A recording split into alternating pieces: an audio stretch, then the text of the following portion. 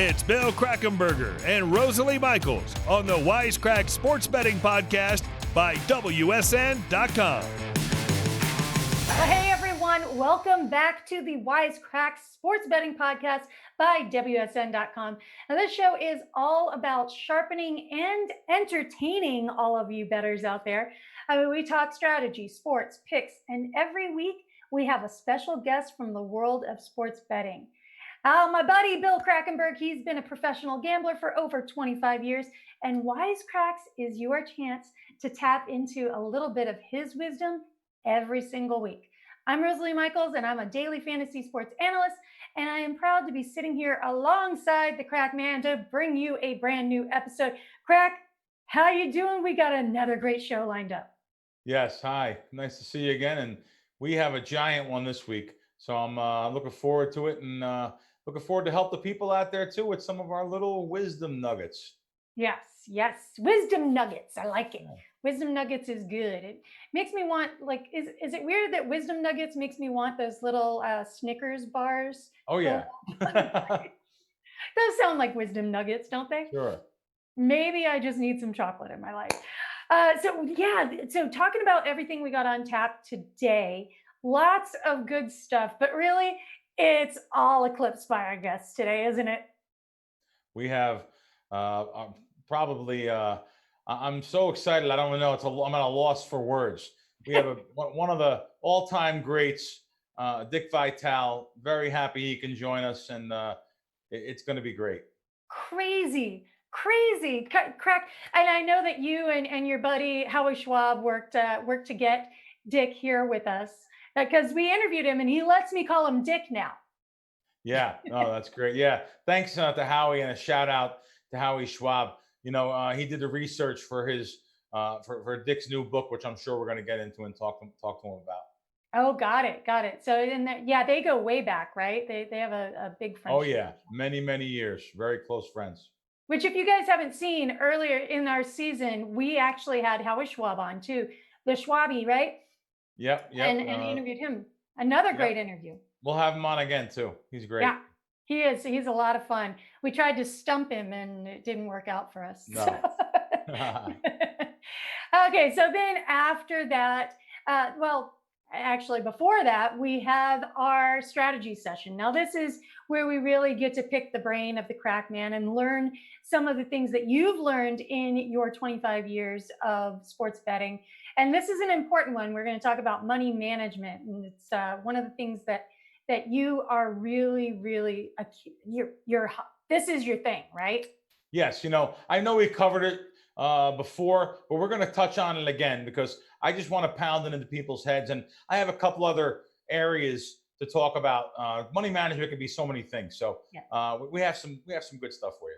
Well, especially now that all the sports are starting up again, right? Those are things that people can forget. And it's really the base. You have to start there. So playoffs, NBA playoffs starting, baseball still in full swing. We have NFL coming up, some certain colleges. So we college football. So I think it's a good thing to go over again. Yeah, absolutely. And then, of course, also on tap is the special pick from Crackman this week, and a look at what else is on his betting radar this week. And finally, we answer your Twitter questions from our viewers, and we've got some good ones lined up. So I am very excited about that. But let's go ahead and get into our strategy. What do you say, Crack? Let's do it. All right. So we're talking money management, bankroll management in sports betting. So first of all, we're going to assume that everyone out there actually has an actual sports betting bankroll, because if you've listened to Crack before, you know that he says have a dedicated bankroll. See, I'm learning from you, Crack. That's right. Good stuff. But do people actually have a dedicated separate bankroll? It's one of those things, right? Everybody knows they should do, but do they? Most of them don't. And no matter what, it's like beating a dead horse sometimes. People just want action.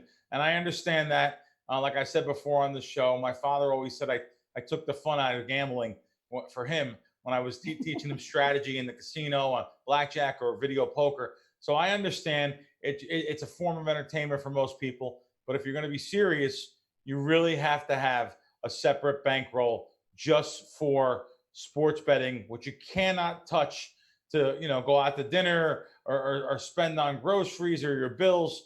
It has to be just for sports betting. Yeah, it's definitely key. It's funny because I used to gamble a lot with my mom when in going to Vegas, and we played video poker and we played some card table games and stuff. And same thing though, you still had your dedicated. This is my money for gambling only, and you only put so much into a machine. If the machine's not coming back to you, then you move on. So there's some equality there, right? And you have to self-limit yourself. It draws good parallels, casino gambling like this. You have to, have a dedicated bankroll that you're saying just for your trip, and you have to leave when you lose that. If you're bringing $1,000, you're going to be there 5 days for gambling. Then you have to make sure you're only losing $200 a day. Yeah. And it's the hardest thing to do is to walk away losing when you have more money. And that is like I said, it draws parallels to different forms of gambling. But casino gambling, right when you're in the pulse of the floor, the machines, the neon, the lights, it's so hard to walk away. But hey, you have to know tomorrow's another day. You only have so much per day. You go to dinner, go to a show, whatever it may be that you're going to be doing.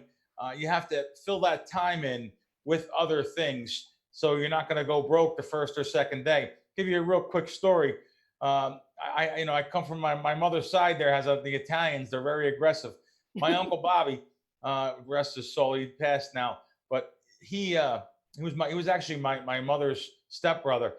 He was going to Las Vegas. So my aunt, his sister, took him to the airport in Newark, New Jersey, early in the morning. He had an 8 o'clock flight, and he flew to Vegas with $5,000. And this is back in the early 80s.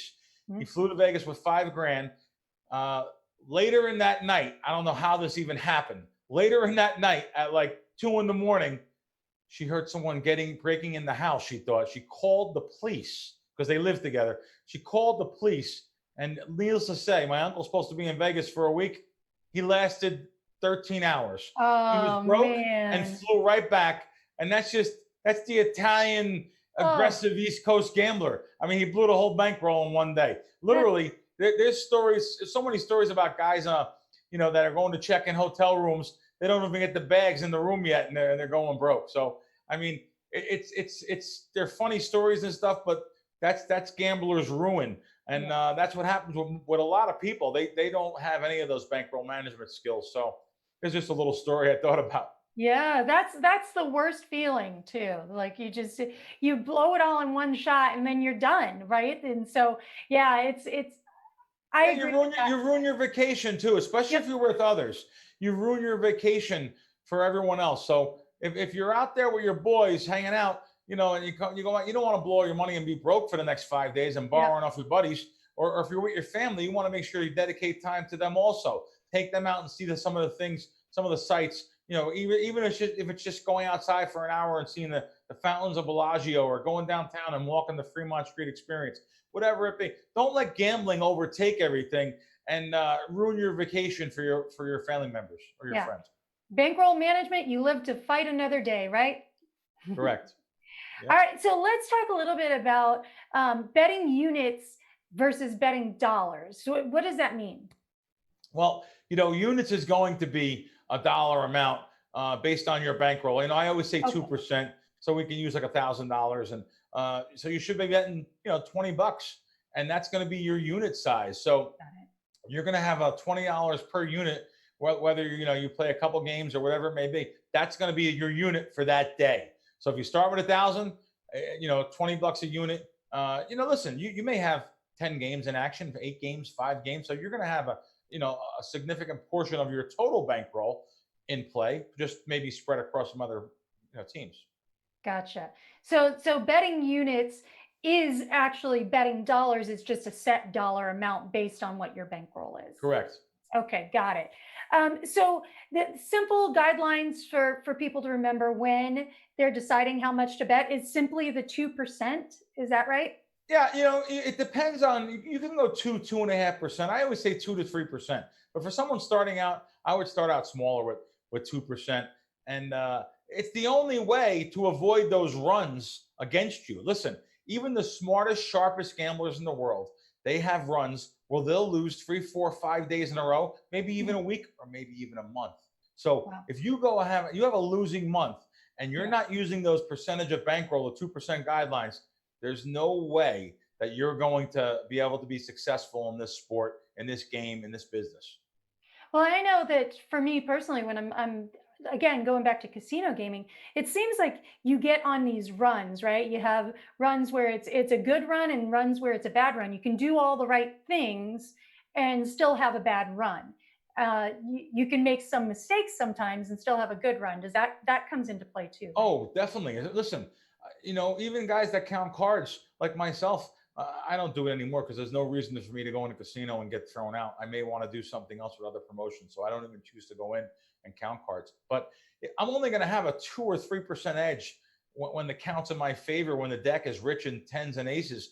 Yeah. So let me just tell you, the dealer can get those tens and aces too. So you still have losing sessions when the count is in your favor.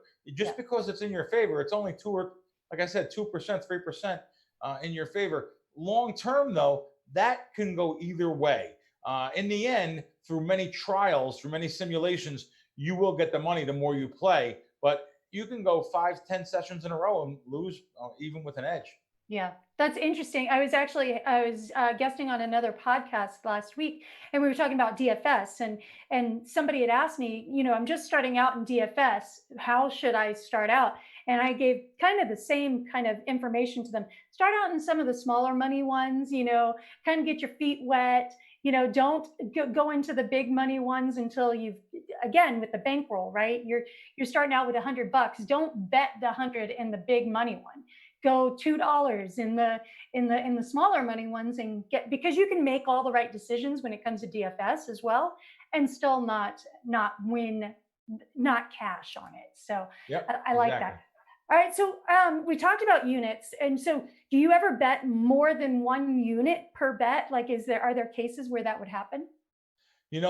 Personally, what I do, even for my guys at Crack Wins, I actually tell them each sport, I'll tell them certain things about betting more on I shouldn't say each sport, but certain event types, like, NFL totals, maybe I'll bet, 1%. But however, on stuff like golf matchups, I'll bet 2 or 3% or whatever. I raise it depending on what's going on, what season and what sport it is. So I do bet more money on certain things.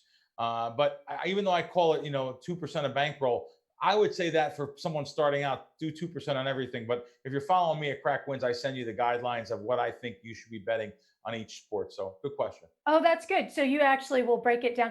So if we're wondering, hey, with golf, is it still 2%? Hey, with MLB, what is it? We can find out all that information on the Crack Wins app. Correct. Perfect. So if you are interested in a particular type of sport and how you should bet that, you want to download the Crack Wins app. All right. So what other aspects of money management do you think would make the biggest impact on a recreational bettor's success long term, other than the 2% rule? Well, okay. I have to tell you, I know it's tough to not take listen, people love to bet. So I always say, be a friend to yourself. Don't be betting all the games just because they're on TV or just because things are going on. I can tell you myself, just from me hanging out with my own buddies, these guys are around me. These guys are supposed to be really sharp. I know what they have done over the years because they can't control themselves. I just sit back and laugh at them. I know, especially my guys back from Philly and New York, New Jersey. These guys have such aggressive personalities. They can't be contained. So they're never going to have a big bankroll or big money. Even though I'm advising them on certain things, it doesn't matter. I have advised so many of my buddies on certain things. And, by the end of the week, I'm saying, okay, good guys. We won about 5, 6 units. And they'll say, no, I actually lost because I put your bets in. I put your bets in with my own. I bet parlays. I bet, parlays is a sucker bet for the most part, but people love to bet them because the return on investments, it looks like it's glamorous. Oh, you can bet a 5-team parlay or 3-team parlay, 4-team parlay. but you have to hit all the teams. So if I go 3-3 out of 6 games, and you go, you bet the same thing in a parlay, you're going to lose money, or you're going to lose, all of your money, where I'm only going to lose a small percentage, just the juice. So, like I said, be a friend to yourself too. Take the emotion out of it. Take the heart out of the game. That's the number one thing I could tell you right now about something I always say, that you have to not root for any favorite team. You can't say, oh, I can't bet against the Yankees, they're my team. Well, then that team's going to cost you money, because you're going to lay a premium because they are the Yankees and the Dodgers, these type of teams. So listen, what is bankroll management? I wrote a couple of notes down for myself too, and just because there's so many parts of this. There could be so many answers to this question. Yeah. Maybe it's not betting the NBA playoffs, because now the playoffs are going to be coming on. People just say, oh my God, the Lakers, LeBron, I have to play this game tonight. Why? Unless you feel you have an edge on something, maybe we send a total out or something, you feel you have an edge. Or, I don't really like betting too many sides, but once in a while I will send out a side. But if you don't have a play on the game, just because it's on TV and it's LeBron and the Lakers, don't think you have to, bet the game. So it's knowing that it's long-term. This is over a long-term period of time too. So sports betting requires a ton of discipline in all different, facets along. Let me just give you something else too. When I write things down, I keep a ledger. I know this is not fun, keeping a ledger of what you did for the day, but I want to know what I did every single day, and your bet size is going to change based on that ledger. Like, let's say you start out with $1,000. Well, if you start out with $1,000 and next day you have $1,200, well, your bet size is going to go from $20 a game to $24 a game. Yeah. When your bankroll doubles, you're going to go from, let's say you're at $2,000, now you're betting $40 a game. So, and let me just tell you, that's how Bill Krackomberger started. I had $1,000 that I sent $500 to 2 different sports books, and I started betting. I didn't start with tens of thousands of dollars. I started out with $1,000. So sometimes people think that it takes a lot of money to be a positive sports bettor. Like I said, if you're serious, you want to keep that ledger. You want to look at one of the free line services out there. There's plenty of line services out there for free, and you could track your different sports books. Maybe you'll find those weak ones in your area that have some better lines on the dogs. You'll find maybe the ones in your area that are giving out, like I said, I know we've talked about this before, that giving out the big bonuses. There's some really big bonuses right now out there. There's a brand new one of $2,500 that's they give you back on volume, I noticed. Also, I've seen it on WSN site. I seen an article on that, and on that sports book. And WSN has a ton of information. This morning I was looking. There's just I don't know another site that has this many articles. So here, we're happy to have them at WSN. On Rosalie, you and I are proud to be part of that team. So there's some great articles on there. I'm going to go into something else now too. Long-winded answers here. Sorry. That's okay. That's all right. This is important stuff. Yeah, this is important too. Yeah. Try to beat the closing line, because if you don't beat the closing line, it's hard to win at sports betting.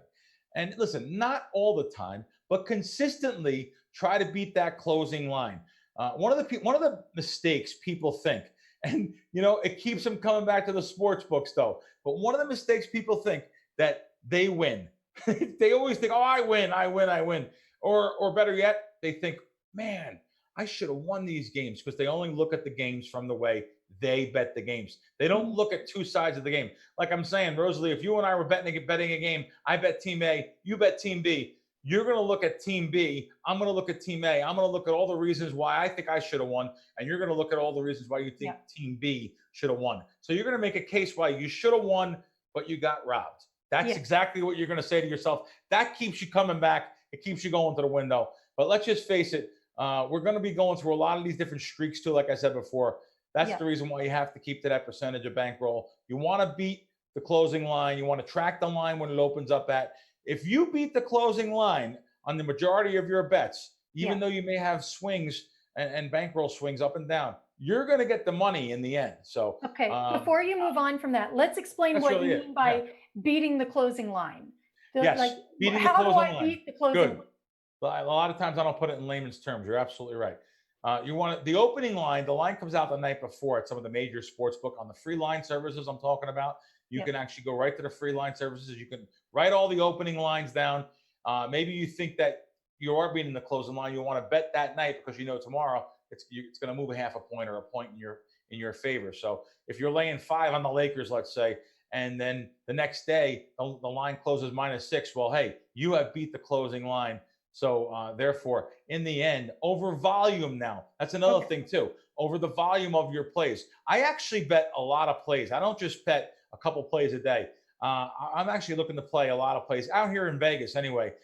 For my Crack Win subscribers, I always want to give them the best plays of the day, which they can get, which is obtainable. But if you live out here in Vegas, you're going to get a lot more plays in because of the juicy dogs a lot of these books have and stuff. So over the period of time, though, like I said, you'll get the money if you could beat that closing line. If you're betting a line earlier in the day or in the night before, and the next day, if you were to play that same exact play, you'd have to pay a premium or lay more juice or more points than you would.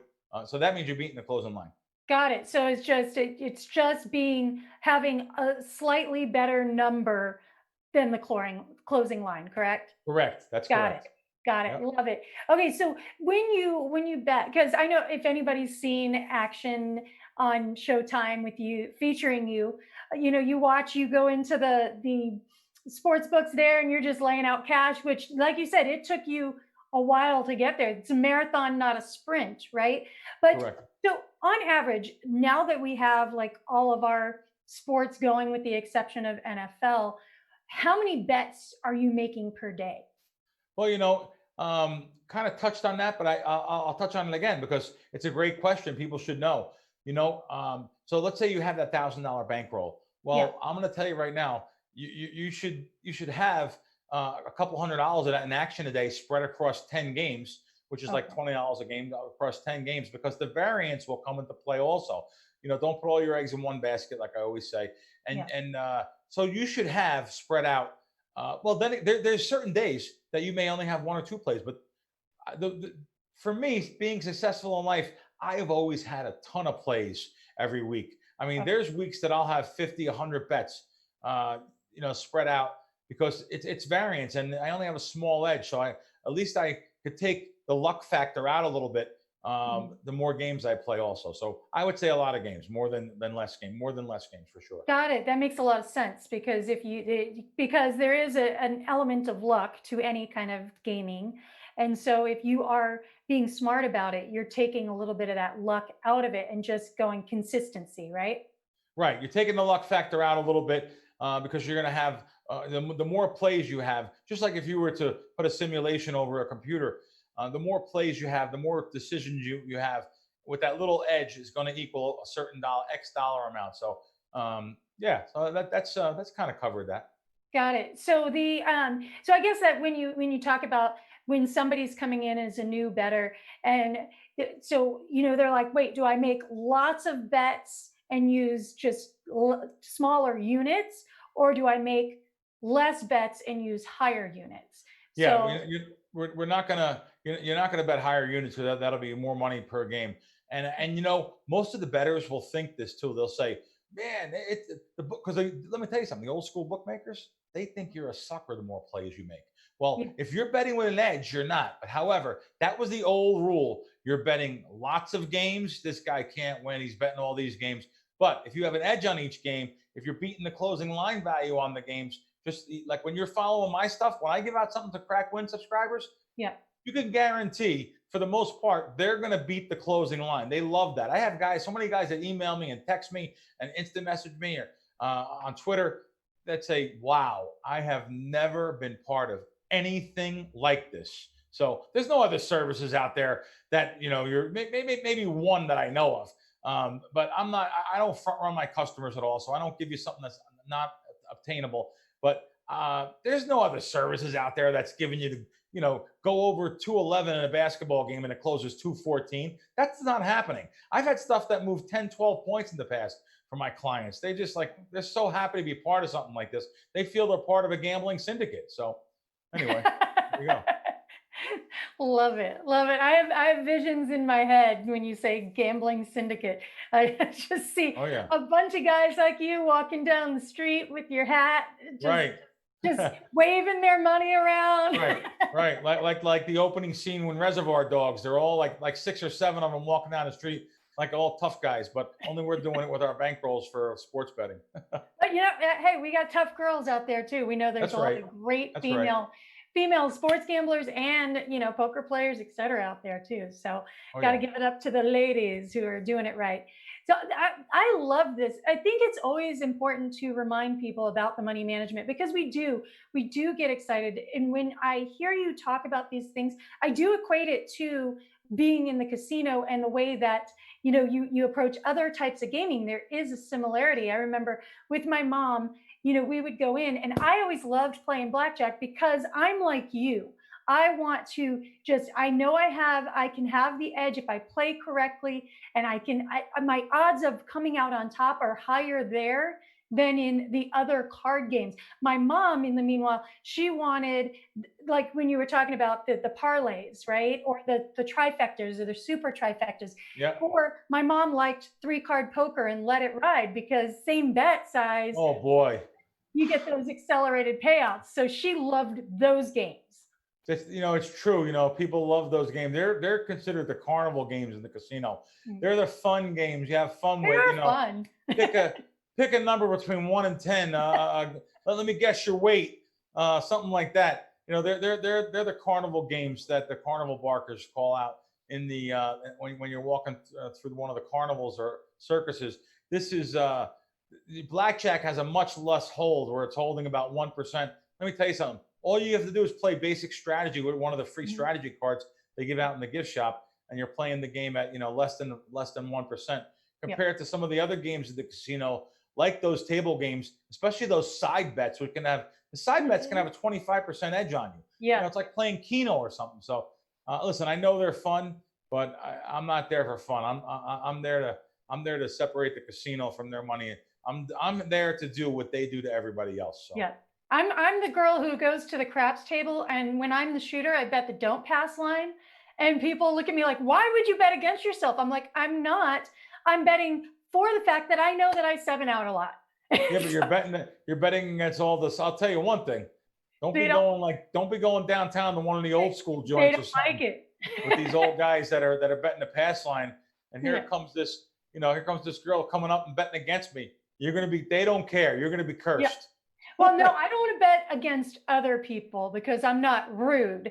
I'll just bet like the field. I like the field. But when I personally am shooting. But if you're alone too, if you're alone at the crap table, listen, it's just that you don't want that negative energy. You want positive energy. Yeah. I know it shouldn't mean something mathematical, but I'll tell you, there's something to this that it's just better to remain positive when you're gambling at the crap table or gambling at anything, But craps has broken many a smart person. It's amazing how many smart people in life, and I'm talking about millionaires, even billionaires that come through the casino.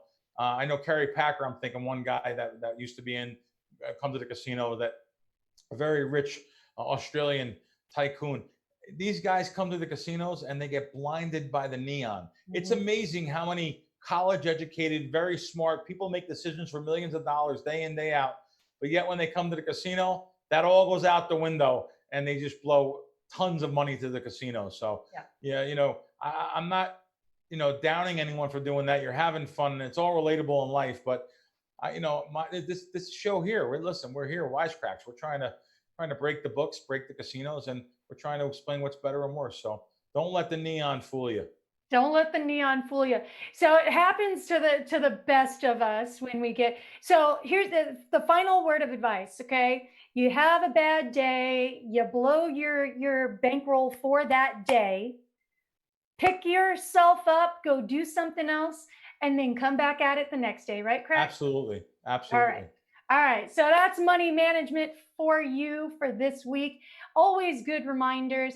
Obviously, Crack talked a lot about the Crack Wins app and how much value you get out of that. If you want to have some of those lines that he is highlighting, that where you can beat the closing line. Make sure you download the Crackwinds app. It's available on both Apple and Google Play, and you get full access inside the world and the mind of the Crack Man. And you get his weekly picks along with some really great betting strategies, tips, and insider content that you don't get anywhere else. So make sure you download the Crackwinds app. We came right back, Rosalie, from when sports started up. I mean, Yeah. we've been winning every week. We just the underdogs have been doing good for us in baseball, and overall we're winning. Our golf matchups are doing good. Baseball is doing good. Basketball's finally had a nice winning day yesterday in basketball. Basketball hasn't been all what we thought it was going to be, but it doesn't matter though. We've actually had winning weeks overall, and good winning weeks, even with a couple basketball losers in there. We've been doing really good with the baseball and the golf. I mean, we've won like every week in golf. So fantastic. Good stuff in there. So, and then of course at WSN.com, we have our money management guide on there for you as well, because there's always more to learn, always more to know. And so that guide really lays things out for you really well. And as Crack said earlier, amongst other great articles on there. So make sure you check that out as well. Now, I'm excited, Crack. I'm excited because we got the interview of all interviews this week, right?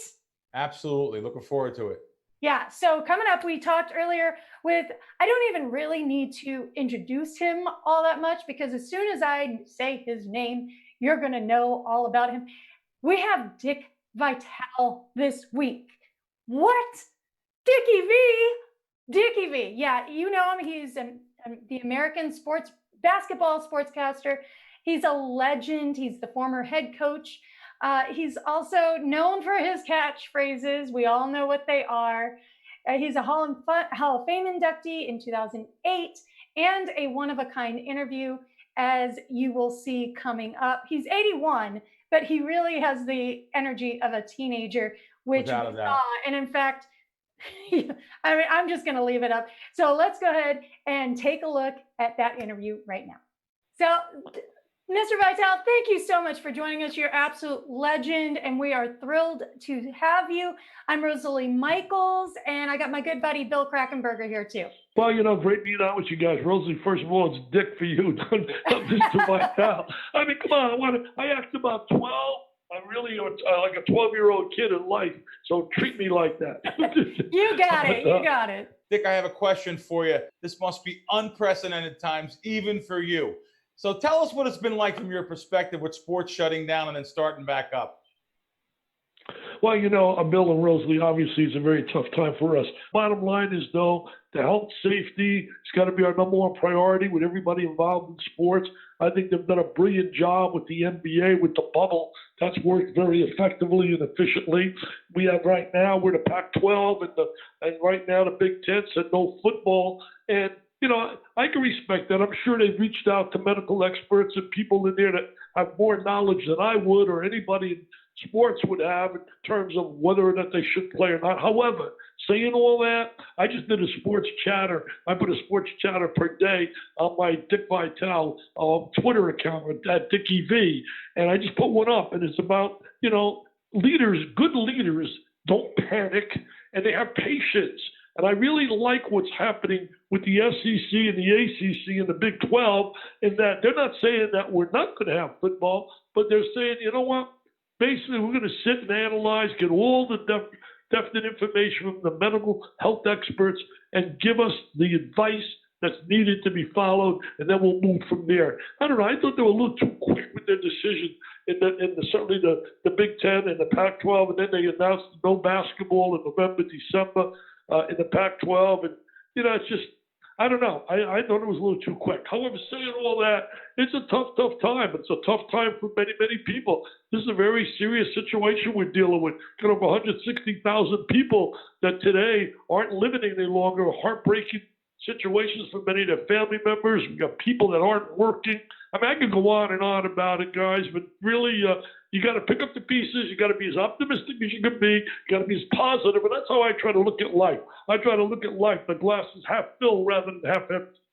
Absolutely. Love that. So do you see with college basketball, I mean, they're doing they're going to have a little bit more time to kind of see how things play out. So do you think that maybe they'll just get a later start? Do you think they'll start in the spring? What are you seeing for them? Rosalie, I got a call coming in actually at about 2:30 Eastern time from my boss at ESPN, go over some of the things that he's hearing because, right now, let's say, for example, the Pac-12 said no basketball November, December. Many of those teams, I took this one a little bit earlier, many of those teams are scheduled to play in various big-time tournaments across the country, whether it be the Maui, whether it be the Atlantis, and now they're pulling out, creates chaos in terms of the tournament directors trying to find somebody else to step in at a late date. So there's a lot of chaos going on. My gut feeling, if I could take my ball dome index, I call it my BBDI, Vitale Ball Dome Index, my BBDI. I don't need RPIs. I don't need all those experts. I got my Vitale Ball Dome Index. I would suggest the following. I think that basketball should start right now. Most campuses are going with the idea that they'll be right after Thanksgiving, end of semester, and the kids come back in January. They take that long break rather than have to fly back and forth. So the bottom line is, my feeling is, why not play? Have stage one, you play conference games only, and you play them from January to the end of to March. You get all those games, 2 games a week, get the conference out of the way, have a conference tournament, phase 2, and then ultimately have the national championship March Madness. And I think, because I just don't see it happening in November. I mean, that's just me. Again, I have no facts to back that up, but really, I think that's going to be very difficult to have sports taken on with fans, in particular, in November and all. So again, we have to sit back and wait for the experts. I'm waiting for the experts. I'm no expert, man. I'm just a guy who loves basketball, loves sports. As Bill said, I mean, I love my Rays. I watched them last night. Then I watched them beat the Red Sox. I watched them come back and beat the Red Sox the night before. I watched them beat the Yankees 3 out of 4. Watch out. I'm telling you, Bill, the Rays are going to overtake the Yankees this year. I hope you're right. I hope you're right, my man. Okay. I'm with you. Hey, Dick, your fundraising gala that benefits the V Foundation is coming up on September 4th. We all know about your close bond to Jimmy V and how it carries on in everything you do. Tell us a bit about this year's event. Bill, I thank you so much, and Rosalie as well, for bringing that up, because it is probably right now the dearest thing in my life is raising money for kids battling cancer. Mine with the V Foundation is all geared to kids, to pediatrics. Only 4 cents for every dollar that's raised by terms of different cancer groups for funding goes for pediatrics. It goes for great causes. It goes for breast cancer and colon and prostate, and those are great causes, but kids deserve more. And there's just got to be so much more done in the world of research. I'm proud to say that my gala now has already put in the bank, have put away for research over the years over $30 million. Wow. And I'm proud to say, I will tell you first, because really it hasn't been announced. I'm going to tell you, I am absolutely ecstatic with the success we've had in our fundraising efforts for this year, that we're going to break a record. Our record was $4.3 million for my gala. And in a pandemic situation where we're going virtual, I thought it was going to be a tough year, really, because you don't have the emotion of a sellout crowd of 900 at the Ritz-Carlton, 60, 70 celebrities, having the kids. Every year I bring in my all courageous team. I bring in about 10 youngsters who are cancer survivors, introduce them to the crowd, have them dress the Dickie V T-shirts. The bottom line is, I thought with all of that not happening because we're going virtual, it'd be a tough year. I'm ready to tell you, I know for a fact, as of today, we will be over $5 million for research, and I'm hoping even to go more after we have the gala. Now, people, as Bill mentioned, it's going to be virtual. It's going to be September 4th, 7 o'clock Eastern Time, and if you want more information on how you can join us virtually to see it, just call 941-350-0580, ask for Rebecca, and she'll give you the information. We're going to be honoring Mark Few of Gonzaga. We're going to be honoring Stephen A. Smith of ESPN. We're honoring Bruce Arians of the Tampa Bay Bucks. We're giving out John Saunders Courage Awards. John, I miss him so much. It was 2 days ago, his 4th year since he passed. Love John. He was just a great colleague and a great person. Bottom line is we give Courage Awards. One's going to Pat Williams, who was the guy that was the architect of basketball in Orlando with the Magic. And we're giving one to Jim Kelly, the great quarterback from the Hall of Fame quarterback with the Buffalo Bills. He's a cancer survivor, as is Pat Williams. And their guys have so much courage. And we're giving a special research grant out in the name of Mitch Albom's daughter, Chica, who lost her life to brain cancer. So all of those people are going to be part of the gala. They're all going to be giving speeches. They're all going to have videotapes about their lives that ESPN's put together. I will tell you, I saw some of the stuff. It's going to be off the charts. Way better than I ever dreamt of for a virtual. So people, if you want to find out how you can watch it and find out to join us, go to 941-350-0580. That's great. I'm actually going to get involved myself also, Dick. I'm going to contact her and I want to make sure I can give out something, maybe a trip to Vegas or something where I'll take care of the airfare. That'd be great. Rooms. We'll have a room, and hopefully I can get them a show if the shows come back. So look forward to that. And yeah, I'm glad I'm also going to retweet this and make sure our guys see that. Great. Absolutely. Yeah. Let's get those tweets and the other thing I'll tell you guys too, I'm so proud of. I got a new book out. Just came out. Came out, The Lost Season, and on the cover is me standing, Rosalie and Bill, standing with an empty bracket, and the book is all about what could have been, would have been, should have been if we had a basketball March Madness in season. And we did a fun book. I did it with Hoops Weiss, Nick Hoops Weiss, who's a Hall of Fame journalist from out of New York, Philadelphia area. I did it also with Howie Schwab, helped us with all the research. And every dollar, guys, every dollar that I would make from the book is going into the pot for pediatric cancer to the V Foundation. And if anybody wants an autographed copy, I personally autograph it. If, for example, Bill and Rosalie buy one and they put up there they want one, they tell me how to autograph it. And if they say, we're the best, man, doing a podcast in the world, I would write that out and sign it any way they want me to sign it to raise money for kids. Just go to dickvitale.com and you can get an autographed copy. That's dickvitale.com. You'll see information there all about the gala. You'll see information there about the V Foundation. And you get a chance to buy some. I got basketballs, I got hats, I got all kinds of goodies. And every dollar that I would make, because I don't need more money right now, the kids need money. So every dollar I would make is going to pediatrics for kids battling cancer. Love that. Fantastic. Now, before we let you go, I have to ask you just one last question because, Dick, I am a huge NFL fan. I'm actually a former Tampa Bay girl myself. I went to high school at Dunedin High School. And so I know you're a big Bucs fan. And I saw the video of you just going crazy when they signed Gronk. I have to imagine it was the same when they signed Brady. What are you expecting out of these Bucs this year? Oh, wow. I'm glad you asked that, Rosalie. I am so excited. I'm praying that they're going to allow fans to come and see them play because I had a tough time the last couple of years giving away my season tickets. I couldn't even give them away, man. And I'll tell you this, I know I'll have no problem giving them away now. I told Mr. Arians, I did a tape the other day, I said, Coach, when in doubt, 3rd and 8, just go Brady to Gronkowski, and the Bucs march on. I'm telling you, this Bucs team has just signed McCoy, great running back over the years. He's been a little inconsistent as of late, but I think with Brady and company, he'll be good.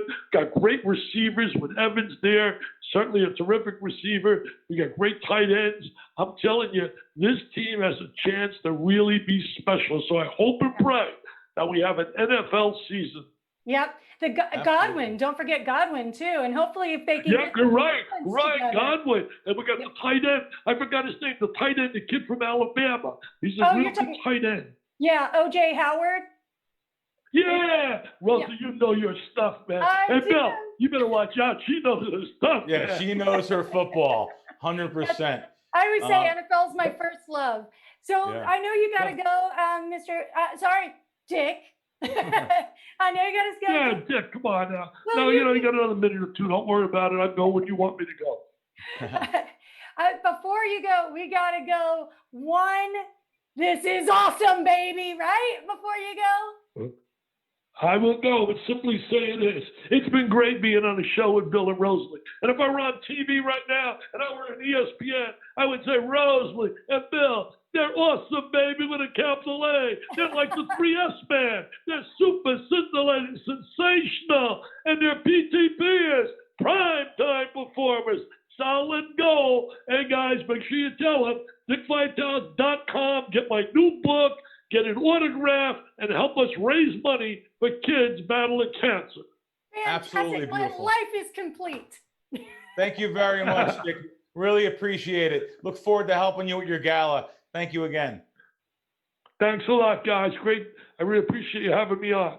Oh my gosh, that was like the highlight of week, month, year. I mean, 2020 just got so much better. Oh yeah, the endorphins are pumped. He's great. What an ending for him. That was a great question you asked him. He really got into that for us, so we really appreciate that. And I mean, there goes the legend. Hopefully, we get him on again for college basketball season. I'm sure he'll come on again with us. Yeah, I'm gonna invite myself to a Bucks game with my buddy Dickie V now. Cool. So, he said he couldn't give away Bucks tickets last year. Isn't that amazing? What a difference! What a difference! Can't give away a Tampa Bay Buccaneers game. Give away tickets for free, but this year is going to be much different. Well, especially because there's no fans. It's going to be much different. Yeah, it's going to be much different because no one's going to be there probably. Though I don't know if they announced that yet. They announced it here in Oakland. I'm sorry, they announced it here in Vegas. I'll always pull Raiders. They announced it here in Vegas. We don't know yet what's going on across the other teams. So but I'm sure they're not going to have no fans. Yeah. There's been a lot of debate with us on Twitter about whether there's going to be fans, whether it's smart to have fans, that sort of thing. And for me, I'm like, you know what? No fans, any stadium, just give me football. And if we could do a football bubble, I'd be thrilled. I know we can't, but just give me football. I don't need fans at the game. I can watch it on TV. Yep. It's working for the other sports, right? Fans are tuning in. So it is. I think it's great. All right, so let's get to your pick of the week this week, Crack, because you've got a really good one, right? Yeah, I'm going to go. It's so hard when, we're taping and it's not on until the next day. So it's so hard to give out picks on any particular sport. But football season coming up, we'll be able to do that. We'll be able to talk about the weekend. But let's talk about something like, I actually gave this out to my Crack Wins guys a few weeks ago, but I haven't talked about it for here on our WSN pod. My free pick this week is the Celtics to win the Eastern Conference. I see this at FanDuel and DraftKings and stuff. It's about 6-1. So shop around because I see a book here in Vegas only has 4-1 for them to win the East. So you have to shop around. 6-1 to 4-1 is a giant difference. That's a big difference. They're currently third in the East behind Milwaukee and Toronto. They're playing great in the bubble, 5-2, 1 game left. A first round matchup likely to be probably the 76ers, who are kind of banged up. Ben Simmons is, and it's funny. I actually bet them out here. There was a great money line that was just unlike anywhere else for some reason. Someone really must have bet on the dog here. And the 76ers were playing. They were like a 8-point favorite, but yet I bet them on the money line because it was so low. And they actually lost that game. They're messed up. I don't know. Anyway, they beat their likely second round opponent, Toronto, by 22 points the other day. So wow. Number 1 seed Milwaukee hasn't looked really that great in the bubble. Losing to Brooklyn as a 19-point, one of the biggest upsets ever. The Celtics are pretty healthy and well coached, and I think they have some good value at that number if you can get close to 6-1. I seen 5.5-1 and 6-1 today. So. Yeah, it seems like talking about basketball and watching what's happening there in the bubble, it's interesting because you're watching the guys, they seem to be having more fun without the fans there. There's like this camaraderie. I saw with the Suns here in Phoenix, they did a really cute thing the other day where the announcement of the teams, of the players, they had their families video, each individual family video their intro. And so you see these little kids saying, at 6'8", and they're hyping up their own family member. It was really cute. That's fun. Yeah, they are having some fun. You're absolutely right. And they did it right with this bubble for sure. They're not clearing the benches like these baseball guys have been having some brawls. These guys in the NBA, hey, so far they're doing it right. So, props out to them. Yeah, I think it's been good for the game of basketball and the camaraderie. I'm seeing that they're spending all their time with each other, right? So it's pretty interesting. All right, anything else we have that you have your eye on? I mean, I may be looking to some of these money line dogs when the playoffs start here in this next week. I may start looking at some of the money line dogs. I think there could be some good values on money lines because there is no home teams here. So the bookmaker mostly puts that in the line. But I'm telling you, there's a mental thing. People just see these big name teams and they just think, oh, this is going to be easy. They'll run them right over. You may find some good bargains at these square shops, especially out here in Vegas. They always overinflate the favorites. So take a peek at some money line dogs too. Oh, that's a nice little tip. Now, I actually had a conversation with somebody on another podcast last week, and we were talking about the home advantage in these games that have been played so far. And it was thanks to you. I had the knowledge of, it's not as much of an advantage anymore. Is that still true? Do you think? Oh yeah. No, there's no fans there. There's no one going to be allowed. I don't know how football is going to handle it, but right now baseball and listen, there is some home team noise. We know we're seeing that being piped in at the baseball games and the sounds and of fans and cheering and so there is some bit to that, but I don't think it's strong enough to have any kind of a real edge or anything. So yeah, it doesn't. Well, good. All right. So that is some great picks and plays. But now let's go to our Twitter questions because we've got a few really, really good ones, and I'm excited to hear what you're asking. And of course, guys out there, if you have Twitter questions for the Crackman, make sure you tweet them at Rosalie Michaels, at Bill Crackman, at WSN Sports, and maybe we'll get them on for next week's podcast. So, but let's get started. We've got the first one comes from the Real DGen. Great name, by the way. How do you go about documenting your income from sports betting for tax purposes? Love this question. Very practical and real world, right? Yes.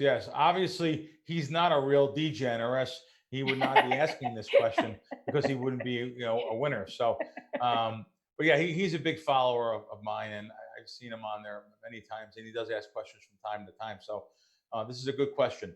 I actually file an extension myself. And I actually will ask the casinos to see what they what's been reported to them. To the government from the casinos. So I also throw that into the mix because I have win losses at playing video poker promotions, or even maybe a casino promotion. Doesn't have to be video poker, whatever it may be. Yeah. So I let them keep track. I give my card. So I do have win losses from that casinos. You can write your win losses off. You can write off your travel expenses. You can write off whatever it may be, your hotel room. If you're going outside of Las Vegas, for me, when I travel for tournaments, I play in some big tournaments throughout the year, blackjack tournaments or baccarat tournaments, or just any kind of tournament. But some of them don't require entry fees. They require, you can get invited to them from your play out in the casino. So I have to give some negative EV play in the casino in order to be invited to a big tournament where I know I have a much bigger edge than I've lost in that casino. So going back to that exact question, I'll combine my sportsbook wins and losses and with I shouldn't say losses because at the end of the year, I've never had a losing season betting sports. So I'll put my wins in there and I'll have write-offs based on my traveling, whether using my apartment for business or whatever it may be, even, driving around to put bets in. But most of the traveling is air travel and hotel expenses. But I will put them all together, and I have a great accountant. It's very important to know an accountant that knows the rules and knows the laws of sports gambling and filing professional sports gambling, whether it's a part-time or full-time submission. So there you have it. Very, very good information. It's, because as I'm an independent contractor and I know what it's like, to have all of those different types of income coming in and knowing how to manage them. That's really, really good. And when you talk about the losses, like from other types of gaming, then that that helps you with what you have to write off. So don't You forget. write it off. You write off your Yeah. losses against your wins. Absolutely. And I pay tax on whatever's left. Yep, Got that's it. I actually pay a quarterly estimated tax because I kind of know what I'm going to be making. Or obviously this year it's much less because I had 4 months off. Oh yeah. But however, I actually know what I normally make. So I send quarterly estimated payments, and then I'll have to pay a tax at the end of the year normally. But I try to overpay because there's so many penalties. I already pay a penalties because of my extension. So I'm already paying penalties, and I just don't want to pay. And I'm not saying penalty. I'm already paying extra fees and stuff. Yeah. So I just don't want to have to get caught up with paying too much of that stuff at the end of the year. Try to get the best of everything, even my taxes. So. Got it. So the casinos don't automatically like send you a 1099 or something like that. You or a can ask schedule. them for your win-loss statement. Each casino Okay. you played in throughout the year, you can ask them for your win-loss statements. They're very familiar with that, and there's a process you go through. It's real simple, and they'll make sure they have it to you via email or even via your regular mail. And do they only do that if you make a certain amount in that particular? Like if I go in and I'm betting for the weekend and I'm betting $1,000 bankroll, so Yeah. $200 a day or whatever. It's if it's that small, or do you Yeah, have to no, make a actually, certain your amount? wins, they've changed these things over the years too, especially horse racing wise. Yeah. So they've changed these rules about taxes. They'll actually withhold taxes or ask you. Even now, they're trying to get this law changed. If you hit a slot machine, $1,200 or more, Or more, you have right? to you get a slot attendant and you get a tax form. They're Yeah. trying to change that now to $5,000 because Okay. there's just so many. You could play like I play video poker pretty high, so I'm playing $100 a spin. I mean, Yeah. I'm gonna have a tax ticket. I'm Mhm. gonna have 20 tax tickets throughout the day. So Yeah. it's kind of a pain. Some of the casinos have it really set up where it's automated now. You just push a button. I know Hard Rock in Atlantic City has this. Some of the casinos here in Vegas, Cosmo has this. You can actually just press a button and auto pay yourself, and at the end of the day, you get one single tax form sent to you in the Wow. mail or email. So Fantastic. so they but again, like I said, this is only for bigger amounts of money. But if you go to the casino and win $300 on blackjack, no one's expecting you to pay taxes on it. Yeah. Good. So it's good information, especially when we talk about money management, because taxes are part of your money management there. So Yep. great question. All right, last question. It's actually a two-parter, so this will be our last question today. So this comes from our buddy Edwin Lord out there on Twitterverse. If Portland makes the playoffs, could they upset the Lakers? Oh, for sure. Absolutely. I mean, there's a money line on everything and nothing's guaranteed. So for sure. Listen, I won't be betting the Lakers at all during anything because I know I'm going to have to pay a premium because the sports books, they actually price it, whereas they know what the expectation of the gambler betting. So if anything, I'll be looking to bet against a team like the Lakers anyway. So there's your answer. Nice. Well, and it was funny because last week you gave us the advice of watch to see which players are being rested. Correct. Because I did see LeBron get rested and a couple other Yes. players get Oh rested. yeah, And there's I'm some like, articles came out about it this week. You're right. paying attention. Yep. All right. So second part of this question, Crack, what are the Raptors' chances to win the East? Now I know you just gave the Celtics pick, but what do you think about the Raptors? Well, it's funny. The Raptors and the Celtics are both about the same odds to win the East, so they may be some of my competition there. But again, I'm going with Milwaukee. I'm sorry. I'm going with Boston, the Boston Celtics, and I'll have to root against your Raptors there if you're betting them. So we're going to stick with the Celtics though. But they're both about the same odds. Both about 4 to 5 to 1. And again, I looked at FanDuel and DraftKings today. They're about 6 to 1. So both about equal. Very, very good. So he doesn't hate it, but he still likes his Celtics. All right. So, well, this I hate to say it's my favorite because I love all that we do, but our guest today really did put things over the top for me today. This is a great show. I had a great time with you, It was great. Crack. We had a great time. Again, thanks to Howie Schwab, my man. Yeah. Schwab. The Schwab. So thank you guys too for watching and tuning in each week. We really appreciate it. We love hearing all the feedback from you guys on Twitter. So make sure you follow Bill Krackomberger and at Rosalie Michaels and at WSN Sports. And of course, don't forget to just subscribe to WSN on YouTube. And then of course, join us next week for another sports betting strategy deep dive, another special guest, which I don't know how we top this week, and more picks and plays from the Crack Man. We'll see you next week, everybody. See you guys.